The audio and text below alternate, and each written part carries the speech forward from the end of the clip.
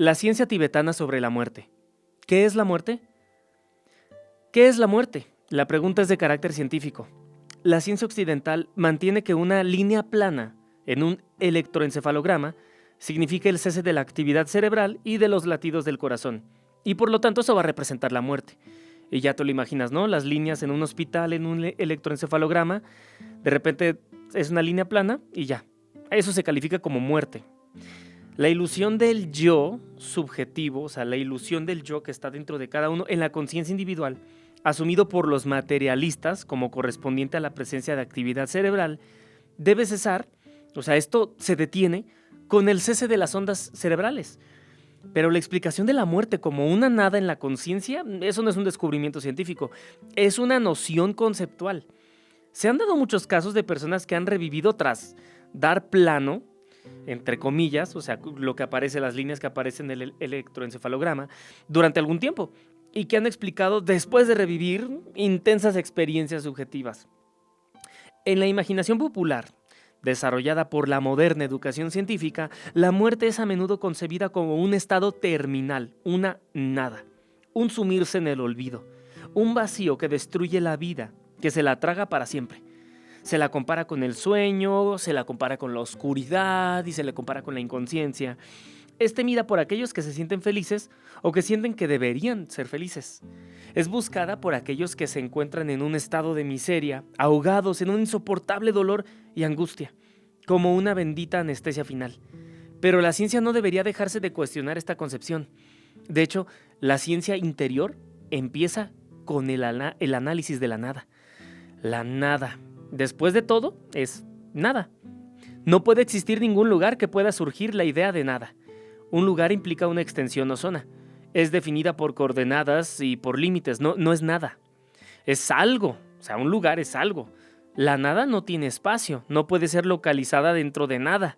La nada no puede tener un interior, la nada no puede tener un exterior porque es nada. No puede destruir, no puede tragar o terminar. Como tal nada, no puede contener energía o efecto. Como tal nada, no puede ser algo, un reino, un estado, algo. No hay absolutamente nada que temer, no hay nada que esperar.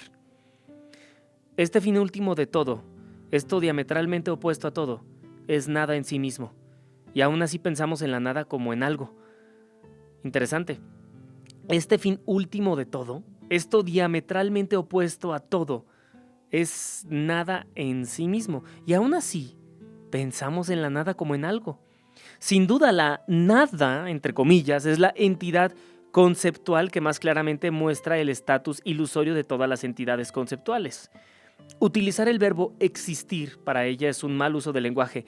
Referirse a la nada como ello, como esto, como aquello, o cualquier otra cosa sin comillas, es un error, ya que solo el concepto puede ser referido. Nada es categóricamente inimaginable, por lo que resulta incorrecto plasmar la nada como un destino. Y nos está hablando de la palabra nada y del concepto nada. Es que nada no lo podemos encapsular en nada. No se puede destruir, no se puede tragar, terminar, no es localizable, no tiene espacio interior, exterior. O sea, como tal nada no puede contener energía o efecto. Como tal nada no puede ser algo, un reino, un estado, algo. No hay absolutamente nada que temer entonces. Por lo que resulta incorrecto plasmar la nada como un destino. Es equivocadamente imaginado como un estado sin lectura, que aparece en la línea plana de un electroencefalograma. Es incoherentemente imaginada como una anestesia que sigue a la pérdida de toda sensación. Es equivocadamente concebida como un lugar de quietud en el que la conciencia puede dormir, no puede ser penetrada. Cuando imaginamos la nada de las formas enunciadas, no hacemos más que consolarnos a nosotros mismos.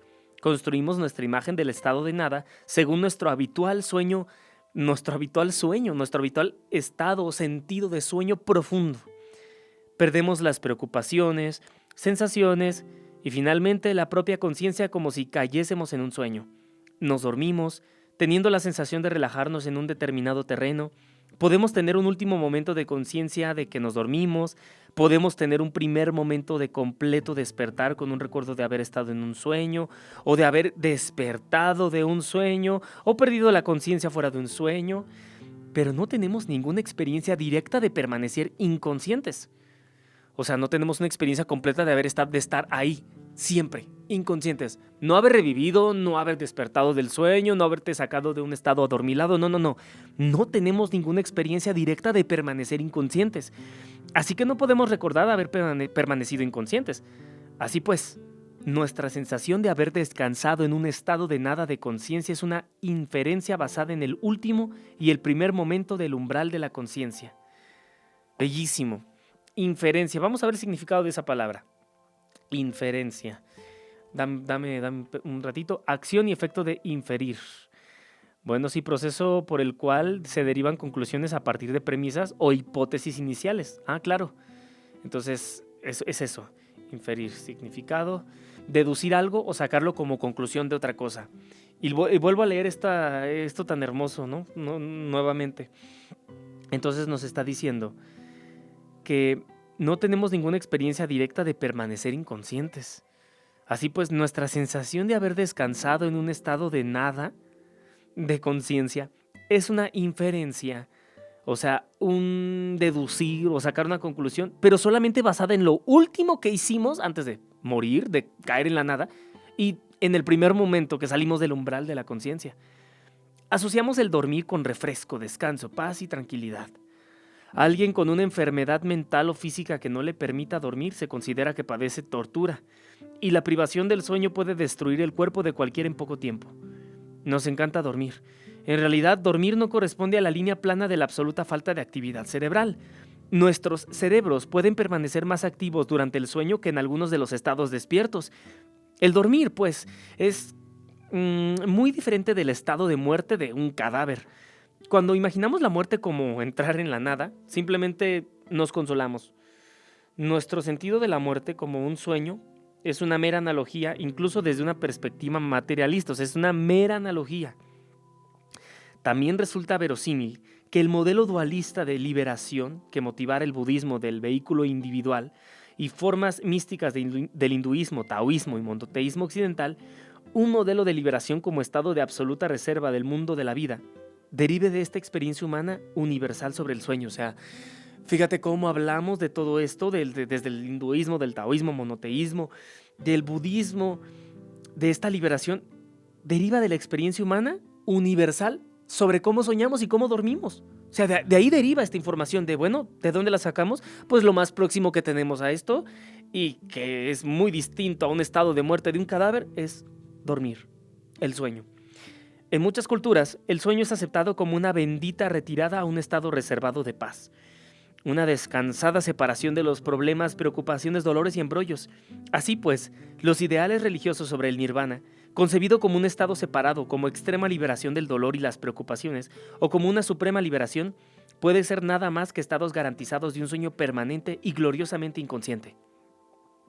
Cuando vemos esta ecuación, nos percatamos súbitamente del motivo de que los materialistas se burlen de las formas espirituales o religiosas de liberación. Vamos a ver entonces, y vamos a estar usando la palabra materialistas tanto tiempo, materialistas. Entonces, ¿qué son los materialistas, no? Una persona que se preocupa excesivamente por bienes materiales. En filosofía se refiere a alguien que es partidario del materialismo, es decir, la doctrina que sostiene que la materia es la única realidad. En filosofía también se refiere a la concepción del mundo que sostiene que el pensamiento y sus manifestaciones son manifestaciones de la materia y de su evolución. Dicho de una persona excesivamente preocupada y enfocada únicamente en el tema material. Se refiere a un modo de vida, comportamiento de quien coloca primer lugar los bienes materiales o placeres que le proporciona lo relativo al materialismo, o la doctrina que resalta la importancia de la materia en relación con el espíritu y la mente. Y bueno, no, esto es más información. Aquí estoy teniendo más tendencia a darle importancia primordial a los seres materiales, a los intereses materiales, concepción de que en el mundo según la cual no hay otra realidad que la material. Y bueno, aquí estoy en Google viendo muchísimas imágenes de definiciones, entonces ya cada quien puede buscarlo, ¿no? Pero ya entendimos. Entonces dice, cuando vemos esta ecuación, nos percatamos súbitamente del motivo de que los materialistas se burlen de las formas espirituales o religiosas de liberación. ¿Para qué iban a necesitarlas? Ya se han garantizado a sí mismos el descanso permanente. Cuentan con una nada garantizada que les aguarda, conseguida sin el menor esfuerzo por su parte. sin sacrificio ético, sin realización, sin desarrollar ninguna habilidad o conocimiento. O sea, ellos ya se ganaron la nada. Todo lo que tienen que hacer es dormir, una habilidad que ya habrán cultivado durante miles de noches. Pero, ¿qué es lo que les otorga la garantía de que tras la muerte les espera una tranquila nada? ¿Cuentan con alguna evidencia creíble? Nadie ha regresado jamás para informar que ha entrado en la nada, o sea, en la nada real. No cuentan con ningún registro, espectador o extensión de sus sentidos en el interior de la subjetividad de una persona muerta. O sea, no hay sentidos, no hay nada, entonces no hay registro. Físicamente, no pueden sondear en el estado de muerte cerebral de ningún ser. No cuentan con ninguna descripción convincente sobre la nada, que obviamente no posean atributos. Ni siquiera han llegado nunca a observar cómo una cosa material se convierte en nada, porque la energía real de un estado de conciencia debe ser una mínima conciencia de puro descanso, o la excepción a la regla de la física de que la energía se conserva y solo se transforma. ¿Qué es lo que hace que los materialistas crean con tanta contundencia en la nada de ese flujo de energía? Obviamente, la respuesta es que no cuentan con nada que justifique dicha creencia. Es meramente una creencia basada en una afirmación por las bravas, corroborada por otros muchos creyentes, todos ellos sin la más mínima evidencia, reforzada por la constante repetición de la insistencia dogmática. En última instancia ofrece consuelo, y pues sí, ofrece consuelo, satisfaciendo la urgencia religiosa por tener un sentido completo de la realidad. Este consuelo puede dar paso a la sospecha o la duda, así que se disfraza con la pretensión de que la nada es algo aterrador, algo indeseable, una píldora amarga que él o ella, el valiente y moderno adulto humano, ha aprendido a tragar. Es por eso, por lo que los científicos materialistas rechazan tan dogmáticamente cualquier evidencia de la continuidad de la conciencia tras la muerte. Y fíjate, lo vuelvo a leer. Es por eso que los científicos materialistas rechazan tan dogmáticamente, y ya hemos visto que es los dogmas. Bueno, no sé si fue en este libro o uno de los otros libros aquí en el canal, pero vamos a volverlo a decir, ¿no? Que es un dogma. O sea, algo que no se puede cambiar, ¿no? Es un dogma y te callas. Proposición tenida por cierta y como principio innegable, conjunto de creencias de carácter indiscutible obligado por los seguidores de cualquier religión. O sea, no discutas, eso es así y punto. Un dogma es una creencia o principio establecido y aceptado como verdadero e incuestionable en un sistema de pensamiento, en una religión o en una ideología. Se trata de una afirmación que se considera irrefutable y que se espera que sea aceptada sin dudas ni objeciones. Entonces continúo, dice aquí, fíjate, cuando vemos esta ecuación, es por eso que los científicos materialistas rechazan tan dogmáticamente cualquier evidencia, tan dogmáticamente, o sea, los materialistas, los científicos materialistas rechazan tan dogmáticamente, es decir, no hay otra forma de pensar, esto es así y te callas.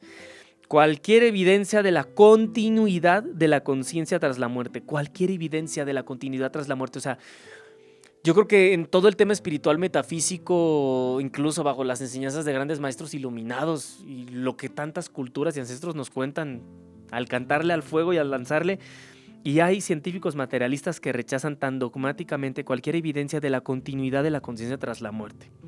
No pueden considerar la evidencia ni siquiera casualmente porque ello generaría cuestiones acerca de sus propias creencias. Cualquier dogmatismo religioso, como lógicamente se trata de una creencia débil, a menudo admitidamente irracional, basado en ninguna evidencia creíble, no puede permitirse ni el más mínimo cuestionamiento, por temor a que la duda resulte, pues, que no pueda ser resistida. Temor a que la duda sea resultante y no pueda ser resistida, o sea, que nos haga cuestionarnos más cosas. Entonces, preferimos no pensar en eso, preferimos creer que no conlleva y no hay una consecuencia, no hay un consecuente de que existe la conciencia después de la muerte. De hecho, un cuerpo considerable de evidencias creíbles apoya la probabilidad de la existencia de conciencia tras la muerte y de una continuidad futura de la vida sintiente. Primero, es lo que resulta más natural esperar, ya que todo lo demás en la naturaleza muestra continuidad a través de los cambios.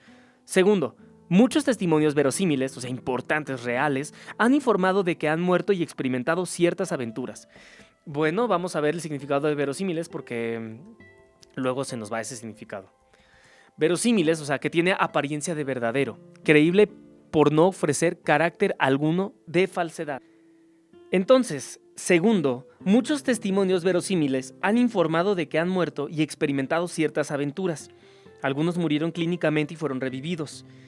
Algunos recordaron como niños detalles y circunstancias de vidas anteriores, y algunos de sus recuerdos han sido corroborados por otras personas, resistiendo la investigación de reputados investigadores. Algunos han codificado los datos recogidos de varias formas y los han presentado en manuales en tradiciones del morir utilizados en muchas culturas. Y la mayoría de los humanos de casi todas las civilizaciones sienten que deberían tener cierta preocupación por el estado de su conciencia en las vidas futuras que se verán obligados a enfrentar. Básicamente el karma. Ninguna persona en sus cabales teme a la nada. Podría ser aburrida, podría no ser maravillosa, pero al menos debería ser descansada, tranquila e indolora. Y con respecto a todos los problemas concernientes al estar despierto, resultaría agradable y buscada por cada uno de nosotros. Lo que tememos, y deberíamos temer racionalmente, es el dolor y el sufrimiento. Nos esforzamos mucho en vida por evitar el dolor y el sufrimiento en nosotros y en los que nos son queridos. Así que tememos a la muerte, no porque sepamos que es nada, sino porque en nuestro interior sabemos que automáticamente no puede reportarnos nada. Tememos los numerosos y dolorosos algo que puede conllevarnos. Así que por ello, nuestra sensible prudencia humana quiere saber qué es lo que nos reportará. O sea, qué va a pasar, cómo podemos prepararnos para evitar lo malo y ganar lo bueno, qué esperar y cómo prepararnos para ello. Sabemos que el dormir esta noche no evitará el mañana y los retos que conlleva. Así que nos preparamos para mañana lo mejor que podemos. Cuanto mejor preparados estamos, más felizmente nos dormimos. Sabemos que el sueño de la muerte no prevendrá automáticamente nuevas situaciones para la conciencia.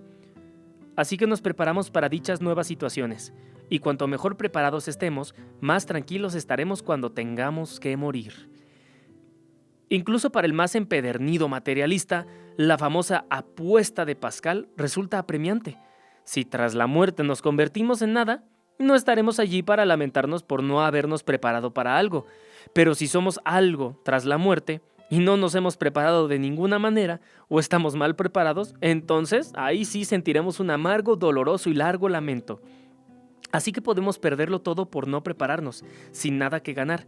Podemos ganarlo todo al prepararnos, sin nada que perder. Esta es básicamente la premisa, ¿no? Pues, ¿para qué esto alguna vez lo escuché en mi escuela que le preguntaron a un maestro de filosofía? Oiga, pero ¿qué tal si usted está mal? Y esto es algo que ya le he escuchado en algunos cuentos. ¿Qué tal si estás mal? Bueno, pues ya estaré muerto. Estaré en la nada. No hay nada de qué arrepentirme porque estoy en la nada. Pero si sí hay algo, ahí estaré. Si nuestra preparación resulta que no es para nada, el poco tiempo gastado en esta vida no será lamentado por toda la eternidad. Si nuestra preparación es para algo, el tiempo que no le hemos dedicado para derrocharlo en los asuntos y placeres de esta vida será profunda y eternamente lamentado como una pérdida de recursos vitales. Así pues, aquellos de nosotros que bien tengan la prudencia y bien se aventuren para lidiar con una situación de vida de total relatividad en tiempo y espacio, pueden continuar a salvo. No existen límites para nuestra intercomunicación con las ilimitadas dimensiones y universos. Fíjate, no existen límites para nuestra intercomunicación con las ilimitadas dimensiones y universos. Y no existen límites para nuestra continuidad de desarrollo, buena o mala. Un poderoso compromiso de mejorar las situaciones en las que nos hallamos junto con otros surge de la comprensión de la inevitabilidad de estar situados en infinita relatividad e continuidad. O sea, que esto sigue. Esto sigue y sigue y sigue y sigue y sigue. El abandono de cualquier concepto sobre la nada nos deja con la preocupación absoluta sobre la calidad de las situaciones relativas. Esta preocupación requiere que utilicemos todos los medios a nuestro alcance para mejorarlas.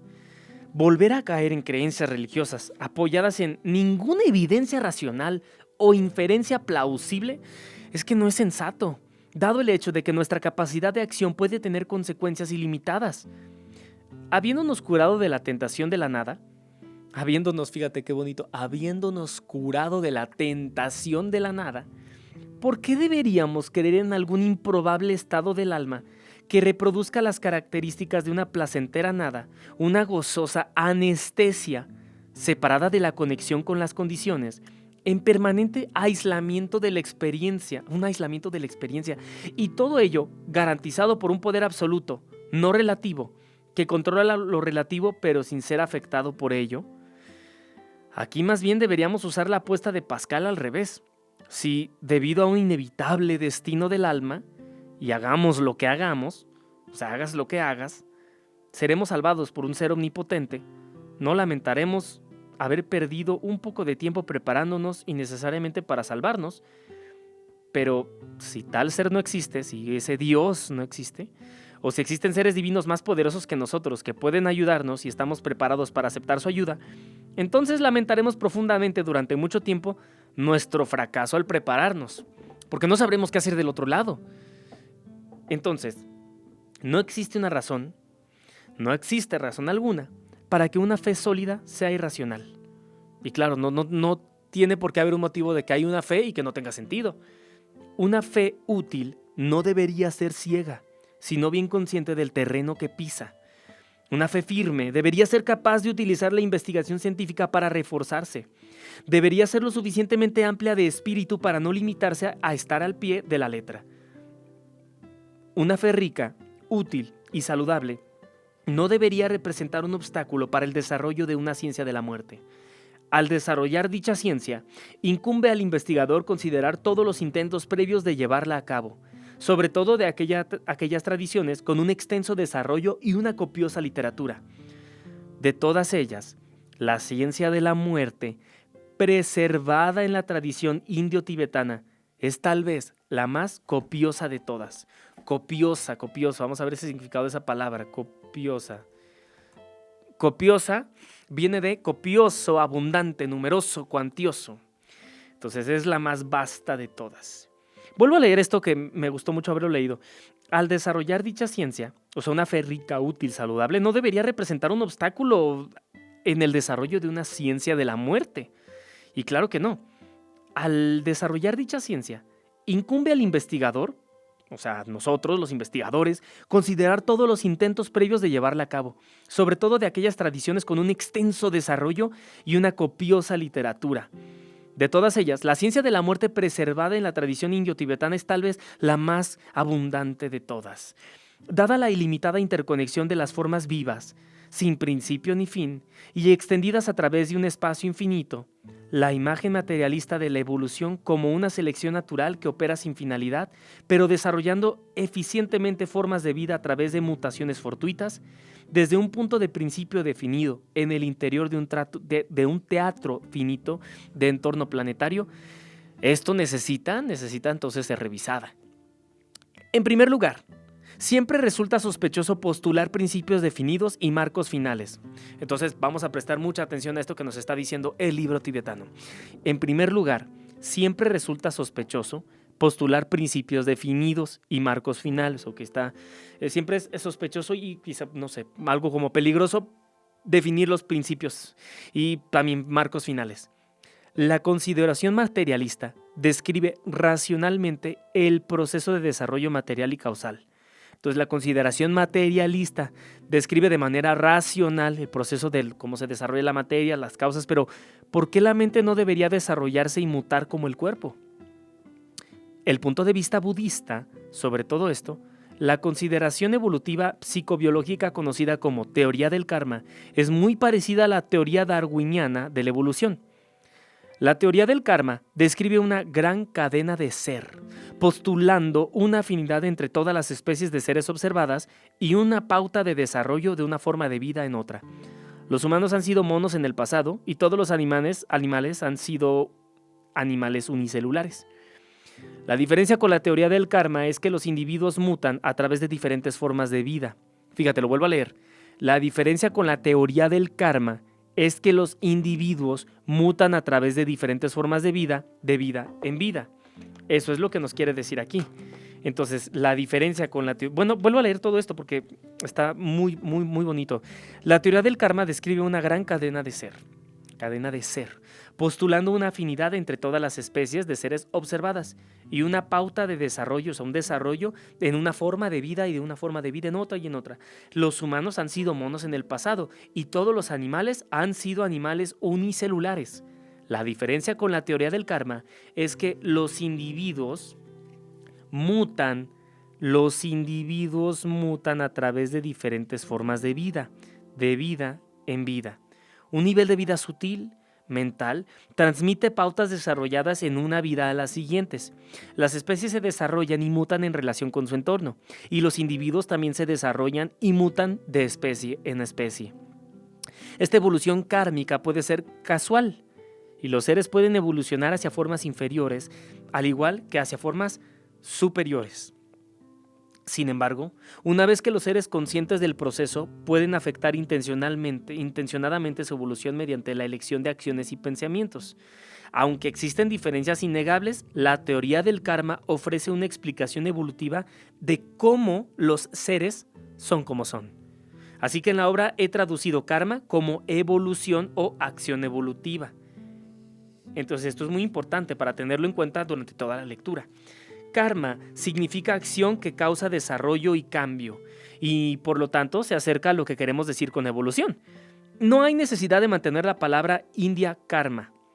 Algunos traductores lo hacen por un factor de mistificación, creen que nada en el idioma al que se traduce puede reproducir el significado único del término original de karma, porque aquí está diciendo el autor que, bueno, supongo que la traducción, vamos a utilizar en lugar de karma, vamos a utilizar la palabra evolución o acción evolutiva. ¿Por qué? Pues porque karma significa acción que causa desarrollo. Deja que entre eso. Karma significa acción que causa desarrollo y cambio. Y por lo tanto, se acerca a lo que queremos decir con evolución. Entonces, algunos occidentales que hacen incursiones en el pensamiento oriental también mantienen el término porque piensan místicamente sobre el karma, como una especie de destino. Pero en la ciencia budista no tiene nada que ver con el destino. Es un proceso impersonal y natural de causa y efecto. Fíjate qué forma tan nueva, tan distinta de ver el karma. Aquí ya nos está dando otra definición, ¿no? Es un proceso impersonal y natural de causa y efecto. Nuestro karma, en un momento dado de la vida o de la muerte o del estado intermedio, es una pauta de conjuntos de impulsos causales resultantes de anteriores acciones relacionadas con nuestro continuo vivir. Ello conforma un complejo que imprime sus efectos en nuestros cuerpos, acciones y pensamientos. A su vez, nuestras acciones de cuerpo, habla y mente forman nuevos factores causales que determinan la naturaleza y la calidad de nuestras vidas en el futuro. ¡Wow! Por eso aquí, pues es que esto tiene más sentido que la teoría de la evolución de Darwin. Aquí se están usando la teoría del karma, donde nos está diciendo que sí, nuestro karma, fíjate, nuestras acciones del cuerpo, del habla, de la mente, forman nuevos factores causales que determinan la naturaleza y calidad de nuestras vidas en el futuro. Tiene sentido. Este complejo puede denominarse nuestro impulso evolutivo. Hay un viejo dicho tibetano: no te preguntes sobre tus vidas pasadas, preocúpate únicamente de tu mente en la presente. Así dice, en la presente. Este dicho expresa el sentido de que nuestro cuerpo presente se ha desarrollado mediante una larga evolución de acuerdo con acciones pasadas, y que nuestras futuras encarnaciones serán modeladas por cómo pensemos y lo que decidamos hacer en nuestras acciones presentes. El tiempo en el estado intermedio, la transición entre una muerte y un nuevo renacimiento, es la mejor ocasión para tratar de influir conscientemente para mejor en el proceso causal de la evolución. Nuestro impulso evolutivo es temporalmente fluido durante el estado intermedio, por lo que podemos ganar o perder mucho terreno durante su crisis. Los tibetanos son muy conscientes de ello, y es por lo que atesoran el libro de la liberación natural como una guía para mejorar su destino. Los 6 reinos. Los budistas han esquematizado las posibles esferas de la vida en 6 categorías principales. Las posibles experiencias negativas pueden aumentar ilimitadamente, conduciendo a formas y encarnaciones de experiencias del todo infernales, como esos reinos imaginados tanto por orientales como por occidentales. Se refiere pues a los infiernos que ya nos han contado incluso en las caricaturas, ¿no? El fuego, el olor. Los budistas han desarrollado elaboradas descripciones de los 8 infiernos calientes, los 8 infiernos fríos, los 8 infiernos aplastantes y los 8 infiernos cortantes, extraídos imaginativamente de las dolorosas experiencias de calor, frío, aplastamiento y disección. Son descripciones infernales, mentalmente atroces, infinitas en su aterradora variedad y negatividad experimentada. Estos infiernos son producidos por las acciones evolutivas negativas provocadas sobre todo por el odio. Son las construcciones retroactivas y las magnificaciones de un ilimitado flujo de odio. Afortunadamente, ninguna estancia en el infierno puede lógicamente ser eterna, aunque el agonizante sufriente le den la impresión de una duración infinita. A los seres de estos reinos les he llamado seres infernales. A continuación están los reinos de los pretas o seres ávidos. Vamos a ver cuál es el significado de esa palabra. Seres ávidos, pretas. Pretas, significado. Preta, en el hinduismo, aquí estamos en Google, el budismo, el taoísmo, la religión popular china, preta es un ser sobrenatural que se describe como un fantasma hambriento o espíritu errante de una persona muerta que no descansa. Se cree que los pretas son espíritus que no están vivos, pero pueden aparecer ocasionalmente en el mundo de los vivos. En el budismo, los pretas son seres atormentados por un deseo que nunca pueden saciarse. Mira, entonces están los reinos de los pretas o seres ávidos. Entonces tenemos un nuevo conocimiento. Preta también puede referirse al Plan Nacional de Prevención y Reducción del Embarazo. Bueno, esto ya es otra cosa. Entonces, seres ávidos. Significado. Vamos a ver qué es el significado de ávido. Codicioso, ansioso. Un ávido es alguien que desea o ansía con vehemencia. Una persona ávida, ansiosa, codiciosa, afanosa, ambiciosa, deseosa, patente, hambrienta, sedienta, insaciable, avaricioso, apasionado, ardiente, vehemente, angurriento y chingo. Y bueno, a menudo llamados reinos de los espectros hambrientos. Los pretas están ciertamente hambrientos y sedientos, pero no son espectros. Y fíjate que la definición que vimos ahorita decía, a ver si aquí ya decía que hay unos que eran espectros. Son espíritus que no están vivos, fantasmas o espíritus errantes. Vamos a ver entonces qué dice aquí el libro. Entonces dice, los pretas están ciertamente hambrientos y sedientos, pero no son espectros. Son considerados como seres vivos atrapados en reinos de extrema frustración. La codicia, el deseo de incorporación, está magnificado y retroactivado a fin de producir los reinos de los pretas, al igual que el odio crea el infierno. Los pretas atraviesan las infinitas permutaciones de las torturas de Tantalus. Tantalus. Vamos a ver el significado de eso, a menos que lo digan más adelante, pero aún así, Tantalus, significado. Y bueno, Tantalus es un personaje mítico. Tántalo fue el rey de Sílipo en la mitología griega. Tantalismo es un tormento que se inflige a alguien ofreciéndole algo deseado que no se puede conseguir. El término proviene del latín tantalus y se hizo habitual en textos que analizan la obra del escritor cubano Virgilio Piñera. Ansia infinita de conseguir cosas materiales, no importa lo que haya que hacer para ello. Entonces, hay varias definiciones para esto. Figura mitológica griega. Pero bueno, continuamos. Los pretas atraviesan las infinitas permutaciones de las torturas de Tantalus. Claro. Algunos cuentan con enormes estómagos del tamaño de un estadio, estrechas gargantas de kilómetros de largo y del diámetro de un agujero de alfiler, y un hambre y sed insaciables. Cuando hayan algo parecido a la comida, les es difícil conseguirlo, comerlo y tragarlo, abrazándolos mientras lo hacen, dando paso a un dolor inconcebible en lugar de dar satisfacción. Los pretas son encarnaciones de hambre, sed, deseo y frustración. Excelente. Al igual que los seres infernales, son encarnaciones del odio y los pretas de la codicia. Las formas de vida animal son creadas por la acumulación de ignorancia, locura o estupidez. Los animales no son más familiares, pues están más cerca de la forma de vida humana. Sufren de una relativa falta de inteligencia y de una limitada habilidad para comunicarse. Están abocados principalmente a reaccionar involuntaria e instintivamente. Su potencial de libertad es extremadamente limitado. Los budistas no los consideran intrínsecamente inferiores a los humanos.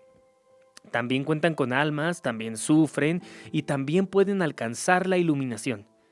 Pero su situación no es la adecuada para un intenso desarrollo positivo, debido a la fijación de su ignorancia instintiva.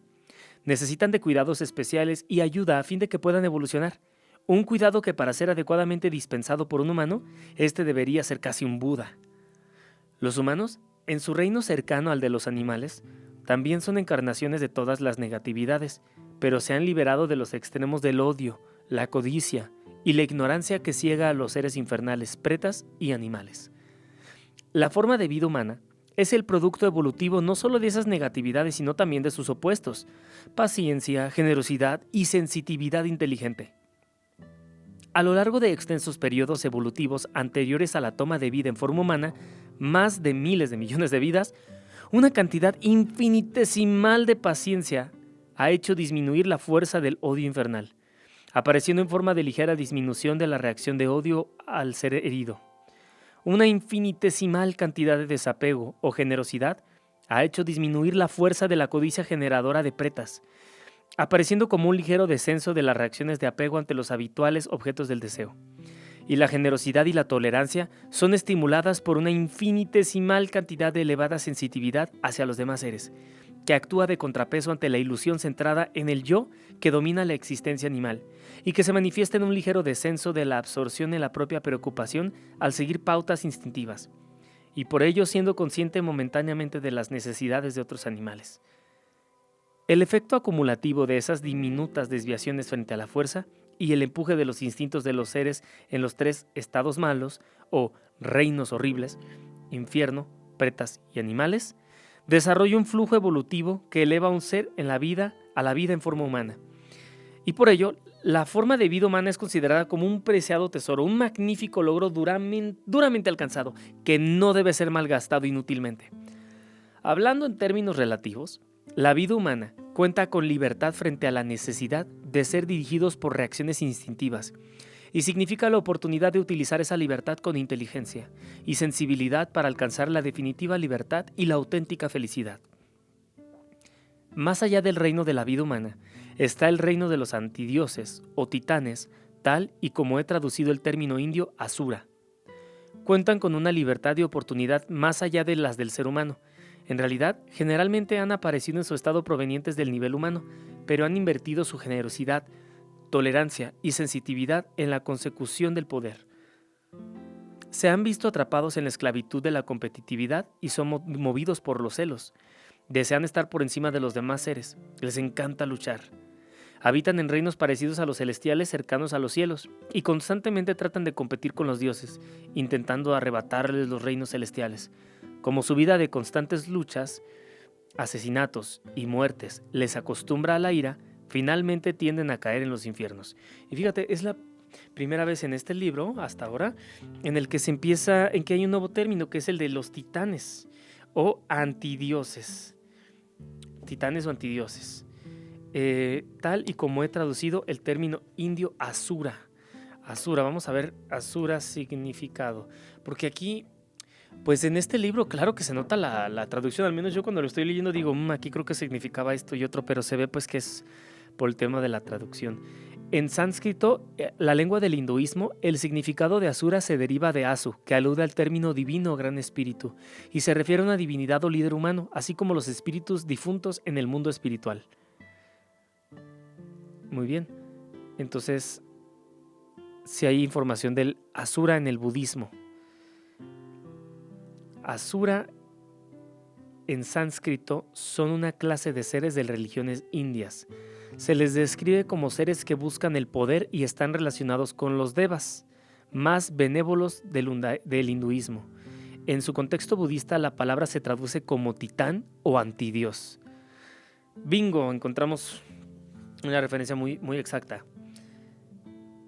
Las más elevadas formas de vida egocéntricas en términos de mérito e inteligencia son las de los dioses. Debido a su larga práctica evolutiva de generosidad, sensitividad y tolerancia, junto con su dominio del control mental, ascienden de la forma de vida humana a través de varios paraísos. Cuentan con más libertad y oportunidad que los humanos, pero la riqueza de su encarnación es su mayor peligro. La riqueza de su encarnación.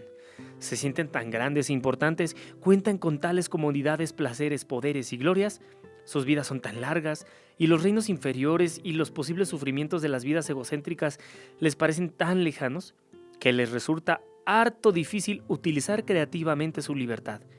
Están dominados por el orgullo y tienden a regresar al nivel humano cuando sus vidas extremadamente largas pierden el flujo evolutivo que los ha creado. En el reino de los dioses existen 3 regiones, la del deseo, la de la forma pura y la carente de forma. Entonces, bueno, ya entramos en algo nuevo. En el reino de los dioses existen 3 regiones. Está interesantísimo. Entonces, está la región del deseo, está la región de la forma pura y está la región de la carente de forma.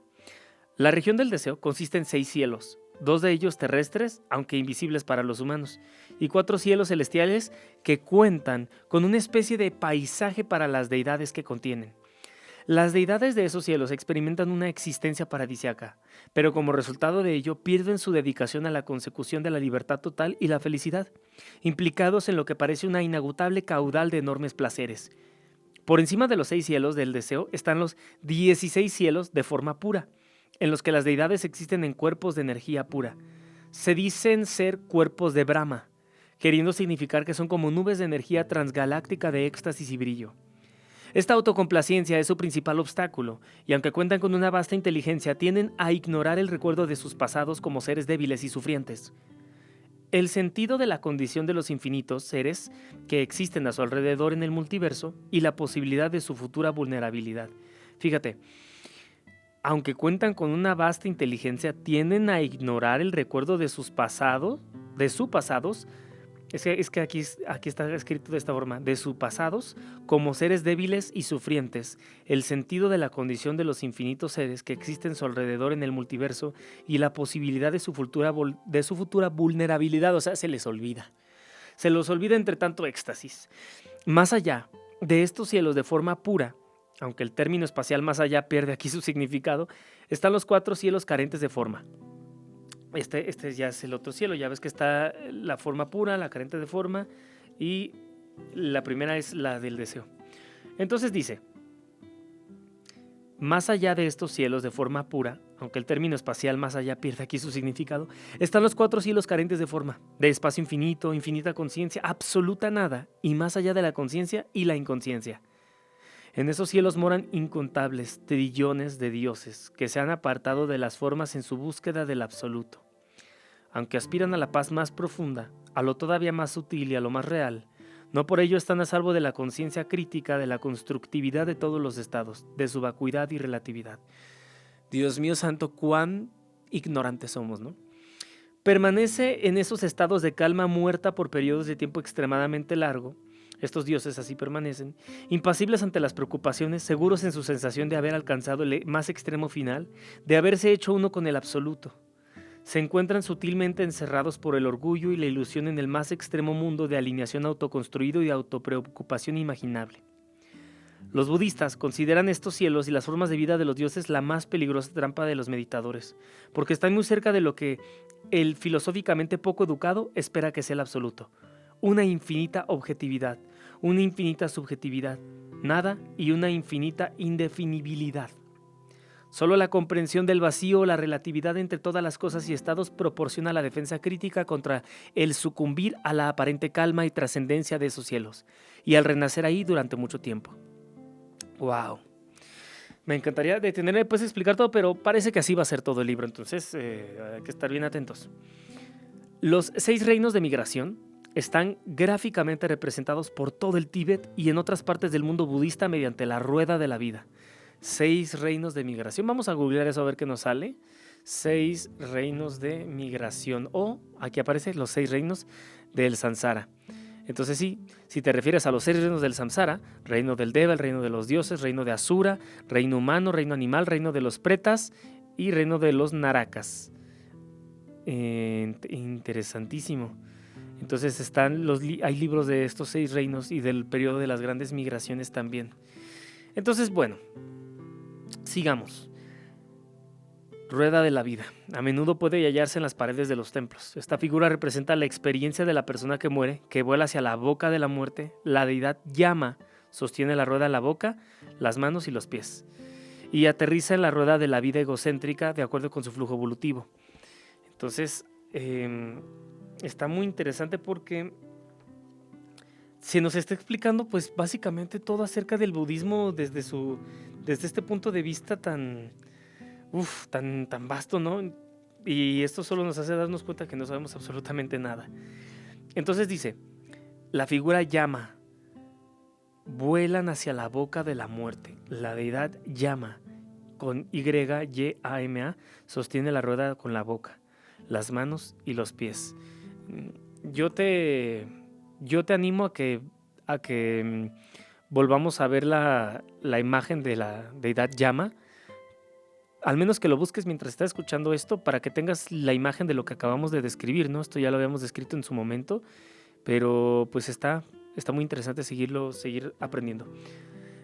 El libro de la liberación natural propone este contexto cosmológico como el escenario del viaje de la persona muerta a través del estado intermedio. Una vez que ha sentido la interconexión ilimitada de toda forma de vida, el inspirador e infinito horizonte de evolución positiva hacia la budeidad va acompañado por el infinito y aterrorizador horizonte de evolución negativa o degeneración hacia las formas de vida animal, preta o infernal. Los estados horribles son realmente aterradores y deben ser evitados. La nada sería mucho más deseable. La comprensión de la posibilidad de los estados horribles es un poderoso estímulo hacia el desarrollo positivo de uno mismo y un intenso catalizador de la compasión hacia los demás. Es que todo vuelve a caer en el tema del amor, la bondad y la compasión. Para desarrollar el impulso mesiánico de salvar a los demás seres del sufrimiento es indispensable lo que se llama la voluntad o espíritu de iluminación. Esta es la concepción espiritual que transforma al ser egocéntrico ordinario en un altruista bodhisattva. Algunos maestros orientales han afirmado en décadas recientes que los estados horribles son simplemente metafóricos y que no deben comprenderse literalmente, que solo indican estados mentales que deben ser evitados. Hay cierta verdad en ello, claro está, sobre todo teniendo en cuenta que el universo entero también consiste en estados mentales. También resulta práctico para dichos maestros de cara a sus estudiantes occidentales con cierta información y educación que podrían haber salido corriendo frente a un edificante sendero de conocimiento y meditación con la perspectiva de los fuegos y el azufre de los infiernos de lo que pensaban haber escapado hacía tiempo. Pero en última instancia, la opción metafórica es errónea y ya no resulta tan necesaria. Todo el mundo está, en alguna medida, creado por la mente, desde lo infinitamente positivo a lo infinitamente negativo. Si nos ponemos frente a un tren de mercancías, el dolor que sentimos cuando nos aplasta también está en la mente. Una persona liberada, visceralmente consciente del sentido, me encanta, visceralmente consciente del sentido preciso de solo ser en la mente, no tendrá problema alguno en ponerse frente a dicho tren si ello reportase algún beneficio a los demás seres. Pero hace falta ser una persona con dicha habilidad para ignorar la posibilidad del infierno, del reino preta, del reino animal o incluso de las peores formas de vida humana sin libertad y oportunidad. Resulta más saludable para el resto de nosotros el temer ser aplastado por trenes de carga. Ello nos da la energía para apartarnos de su camino. Resulta más saludable y amigable para nosotros temer el abandonarnos a las negatividades por las infinitas consecuencias negativas que pueden desencadenar. Ello nos da la energía para cortar la negatividad de raíz. Si vamos a utilizar la ciencia de la muerte para desarrollar el arte del buen morir, y esto va para todos los que estamos escuchando este audio, debemos comprender que todos esos reinos han de ser considerados tan reales como nuestras vidas presentes en el reino humano. Aquellos que han recordado sus vidas anteriores así lo han dicho.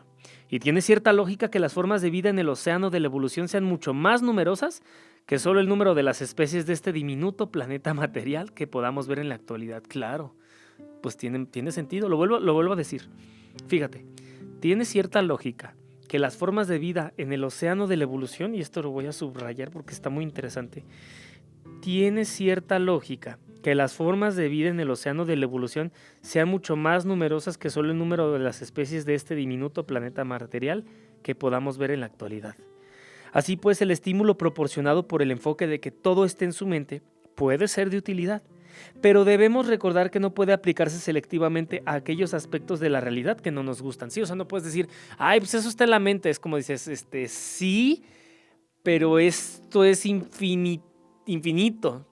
Entonces, sí nos está diciendo, considéralos bien reales.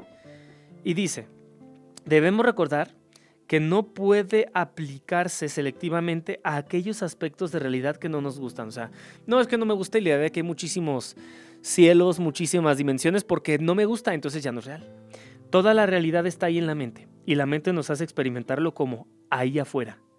Así que deberíamos tener cuidado al tener en cuenta que ese ahí afuera es hermoso y no horrible, a fin de prevenir lo horrible y desarrollar lo hermoso. Y bien, Yo creo que hasta aquí está interesante. Después vamos con los 3 cuerpos de Buda, el complejo cuerpo-mente, y estamos aprendiendo. O sea, estamos es como si nos metieran un curso del estado intermedio. Eso es lo fascinante de este libro. Es como si estuviéramos en un curso. Fíjate cuánta información ya tenemos, y gratuita, ¿no? O sea, aquí está. Es fascinante, es precioso. Muchas gracias y nos vemos entonces en el siguiente episodio. Dios te bendiga. Gracias.